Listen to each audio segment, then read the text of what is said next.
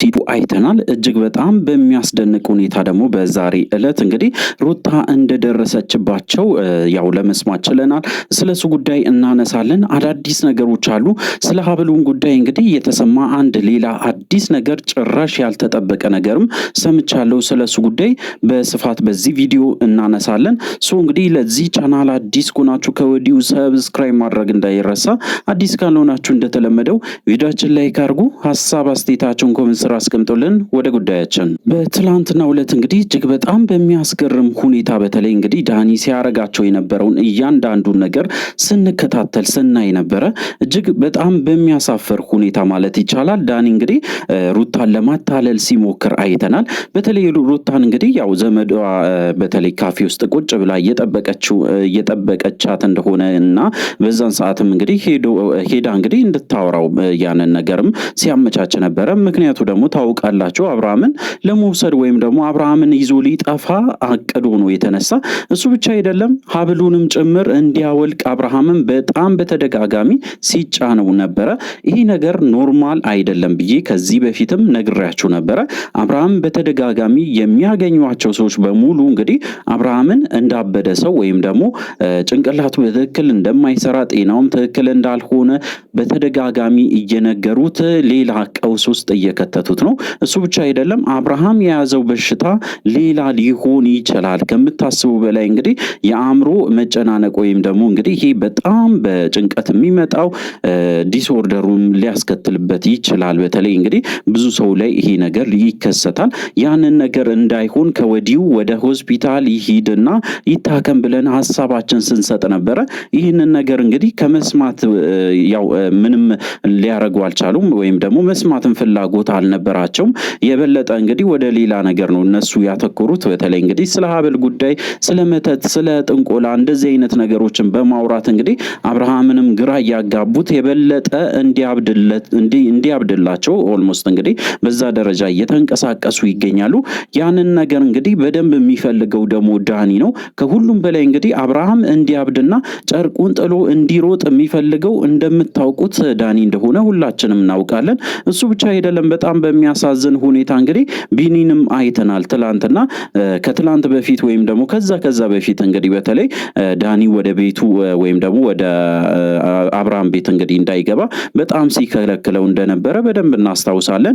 ወይም ደግሞ ከነሩታ ጎን ቆሞ ሲከራከር እንደነበረም ጭምር በደንብ እናስታውሳለን። እሱ አይደለም ዛሬ ላይ እጅግ በጣም ተቀይሯል። ከዳኒ ጋር በአንድ ላይ መተባበር ጀምሯል።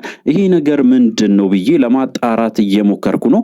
ዳኒ በብር እንደተገዛ ስንቶቻችሁ ታውቃላችሁ? ብዙ ጊዜ ተናግሬ ያለው ይሄንን ነገር በተደጋጋሚ ማለት ይቻላል። ለሄርሜላ በጣም እየተከራከረ ነው ከምታስቡ በላይ። እንግዲህ ሄርሜላ ለመጉዳት ሲሮጥ የነበረው ሰውዬ ዛሬ ላይ ለሄርሜላ ጠበቃ ሆኖ ቆሟል። እሱ ብቻ አይደለም አብርሃምን ለመጉዳት ደግሞ ከፍተኛ ጥረት እያደረገ ነው። እንግዲህ ባገኘው አጋጣሚ አብርሃምን ለመሸወድ ወይም ደግሞ አብርሃም ወደ ሌላ ነገር ውስጥ ለመክተት ከፍተኛ ጥረት እያደረገ ነው ማለት ነው። ትላንትና እንግዲህ ቡዜን ያው 100,000 ስለገባችና ክብርላት ብሎ አታሉት እንግዲህ እንደወሰዱት አይተናል። በስተመጨረሻ ግን ሩታ እንደደረሰችባቸውና በስተመጨረሻ እነሱን እንዳስቆመችው ጭምር አንድ መረጃ ወጥቷል ማለት ነው። ይሄ ነገር እንግዲህ እጅግ በጣም ደስ የሚያሰኝ ነው። እውነት ለመናገር እንግዲህ አሁን ላይ በጣም የሚያስፈልገው ለአብርሃም ከምንም ከማንም በላይ የሰው ወሬ ሳይሆን ትክክለኛ ሕክምና ነው የሚያስፈልገው። ለምን እንደዛ እንዳልኩ ልንገራችሁ። እንግዲህ በየቀኑ በተደጋጋሚ ጤነኛ አይደለክም እየተባለ ስለሆነ አእምሮ በጣም ተበክሏል ወይም ደግሞ ወደ ማይሆን ነገር ውስጥ እየገባ ነው አብርሃም። ስለዚህ እንግዲህ ለጊዜውም ቢሆን መታየት አለበት፣ ወደ ሆስፒታል ሄዶ ትክክለኛ ምርመራ መደረግ አለበት አብርሃም ብዬ ነው የማስበው። በዚህ ጉዳይ ላይ በተለይ ቤተሰቦቹ የሚጨነቁለት ለአብርሃም የሚያዝኑለት ከሆነ ካሁኑ ይሄንን ነገር ለማድረግ መሞከር እንጂ አብርሃምን ወደዚህ እያረጉት መተት ነው አንድ ጊዜ ሀብል ልቁረጥ ወይም ደግሞ ልበጥስል ወይም ደግሞ እንደዚህ ላድርግልህ ብሎ ከማጨናነቅ ከነ ሀብሉ ከነ ምናምኑ ወደ ሆስፒታል ወስዶ ቢያስመረምሩትና እዛው እንግዲህ ጤናውን ሁኔታ ቢያረጋግጡ መልካም ነው። በዚህ ጉዳይ ላይ እንግዲህ ያው ሩታ ፈቃደኛ እንደሆነች ባለፈው አይተናል። ወደ ሆስፒታል የሚሄድበትን መንገድ እንግዲህ እንደምታመቻቸው ኢቭን ስትናገር ነበረ። ኤፍሬምም እንግዲህ ወደ ሆስፒታል ከሄደ ደስተኛ እንደሚሆን ወይም ደግሞ ሆስፒታል መሄድ ካለበት ባለበት መሄድም እንችላለን ብሎ እንግዲህ በግልጽ ለዳዊትም ሲናገር ሰምተናል። እንግዲህ እነሱ በዚህ ጉዳይ ላይ ከተስማሙ እኛ የምናመጣው ነገር የለም፣ መተት ነው ጥንቆላ ነው ብለን እንግዲህ ጊዜ መፍጀቱ ትክክል ነው ተገቢ ነው ብዬ አላስብም። እውነት ለመናገር እንግዲህ አብርሃም በዚህ ሁኔታ ውስጥ ከገባ ኦልሞስት ሳምንት ሊያልፈው ነው። ይሄ ማለት እንግዲህ ነገሩ እንኳን ወደ በሽታ ሄዶ ከሆነ ወይም ደግሞ የጤና መዋከብ ወይም ደግሞ ይሄ ጤና ጉዳትም ከሆነ የደረሰበት የጭንቅላቱ ፓርት እንግዲህ የሆነ ነገር ተነክቶም ከሆነ አሁኑኑ በእርግጠኝነት ሕክምና ማግኘት አለበት ብዬ ነው የማስበው። አሁንም በተደጋጋሚ የምነግራችሁ ነገር እንግዲህ ለአብርሃም ጊዜ መስጠት አለባችሁ። ለአብርሃም ትክክለኛ የሆነ ነገር ማድረግ አለባችሁ እንጂ በየቀኑ እየመጣችሁ አብርሃምን ማስጨነቅ የለባችሁም ብዬ ነው የማስበው። በሌላ በኩል እንግዲህ ስለ ሀብሉ የተወራ አንድ ሌላ አዲስ ነገር ደግሞ ሰምቻለሁ። ሀብሉ ላይ እንግዲህ የተሰራው መተት ነው ምናምን ተብሎ በጣም ብዙ ነገሮችም ሲወሩ ነበረ። እሱ ሳይሆን እንግዲህ በተለይ ያው ዳኒ በጣም ብዙ ነገሮችን እንዳቀደ ሀብሉንም ወስዶ በተለይ ለሄርሜላ መስጠት እንደሚፈልግም ጭምር ሰምቻለሁ። ምክንያቱ ደግሞ በጣም ብዙ ገንዘቦች እንደወጡበትና ያንንም እንግዲህ ሄርሜላ ስትገዛ በተለይ አንደኛውን ሀብል በጣም ብዙ ገንዘብ አውጥታ እንደገዛችም ስታወራ ነበረ። አብርሃምም የራሱ ሀብል እንዳለው እንድታውቁ ፈልጋለሁ። በተለይ እንግዲህ ሩታ የሰጠችው ሀብል ከዚህ በፊት አብርሃም ለሩታ የሰጠው ሀብል እንደሆነ ማወቅ አለባችሁ።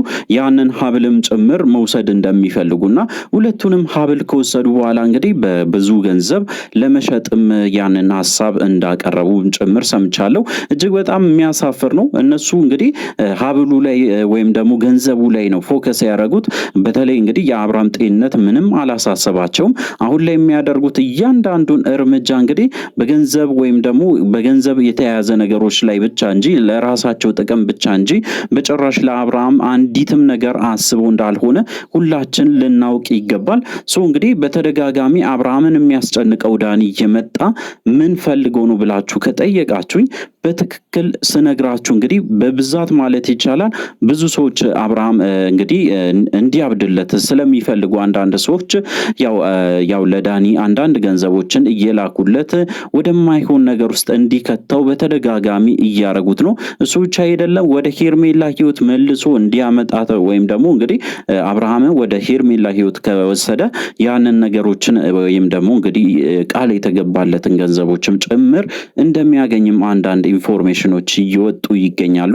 እንግዲህ በዛሬ ዕለት አንድ አዲስ ነገር የተከሰተው አብርሃምን በስተመጨረሻ ሩታ ፈልጋ እንዳገኘችው በስተመጨረሻ እነሱ ላይ እንደደረሰችባቸው ያንን መረጃ በትክክለኛ መረጃ ደርሶኛል ማለት ነው። እንግዲህ አብዛኛው ሰው በውስጥ በጣም ብዙ ሜሴጆችን ሲልኩልኝ ነበረ። ከዛም ውስጥ እንግዲህ የተሻለው እና ትክክለኛ ነው ብዬ የማስበው መረጃ ነው የሰጠዋችሁ። አብዛኛው ሰው የተለያየ ሀሳብ ይሰጣል። በተለይ እንግዲህ አብርሃም አውቆ አይደለም ወይም ደግሞ አውቆ ነው ወይም ደግሞ የሆነ ነገር ሆኖ ነው።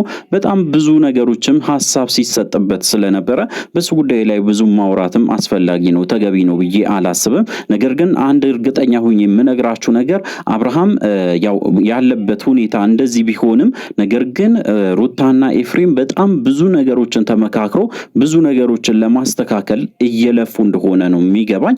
እሱ ብቻ አይደለም እውነት ለመናገር እንግዲህ አብርሃም ከሄርሜላ ጋራ በዚህ ሰዓት ከሚሆን ከሩታ ጋራ ቢሆን ትክክለኛ ማንነቱን እያገኘ ይሄዳል። ወደ ጤንነቱ ሙሉ በሙሉ እየተመለሰ ይሄዳል ብዬ ተስፋ አደርጋለሁ። ምክንያቱ ደግሞ እንግዲህ ምንም ቢሆን እንኳን አትሊስት ከሩታ ጋራ ሲሆን ልጁ አጠገቡ አለ። ያን ልጅ እንግዲህ ያሰበ ራሱ ወደ ቀልቡ ወደ ማንነቱ ወደ የሚፈለገው አብርሃም ሊመለስ ይችላል። አብርሃም እንግዲህ ከበፊቱ የተሻለ ማንነት ወይም ደግሞ በተለይ ጤና ደረጃ ላይ ይገኛል። ነገር ግን አሁንም በተደጋጋሚ ብዙ ሰዎች